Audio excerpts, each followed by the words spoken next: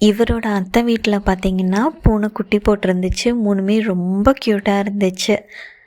பெரிய காட்டு பூனைங்கிட்ட இருந்தெல்லாம் காப்பாற்றுறதுக்காக என்ன பண்ணிட்டாங்கன்னா, வீட்டுக்குள்ளேயே இந்த மாதிரி அட்டையில் வச்சு வளர்த்த ஆரம்பிச்சிட்டாங்க. பூனை வந்து பால் கொடுத்துட்டு போயிடும்னு சொன்னாங்க.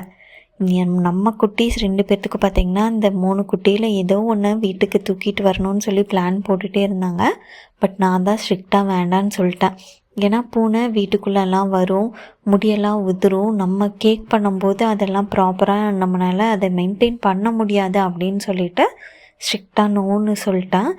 பெரியவனுக்கு தான் கண்டிப்பாக அதை எடுத்துகிட்டு வரணும்னு ரொம்ப ஆசை. பட்டு நான் எப்படியோ சமாளித்து இங்கே வேணால் நல்லா விளையாண்டுட்டு வந்துக்கோங்க, வீட்டுக்கெல்லாம் எடுத்துகிட்டு வராதிங்க தங்கம்னு சொல்லி ஸ்டாப் பண்ணிட்டேன். அதுக்கப்புறம் தோட்டத்துக்குள்ளே போய் ரொம்ப நாள் ஆச்சு. உள்ள ஒரு தார் வந்து பழுத்திருந்துச்சு, அதையும் வெட்டிட்டு வந்துட்டோம். நல்லா கனிஞ்சிருந்துச்சு. குருவி கூட அதில் கூடு கட்டி வச்சுருந்துச்சு.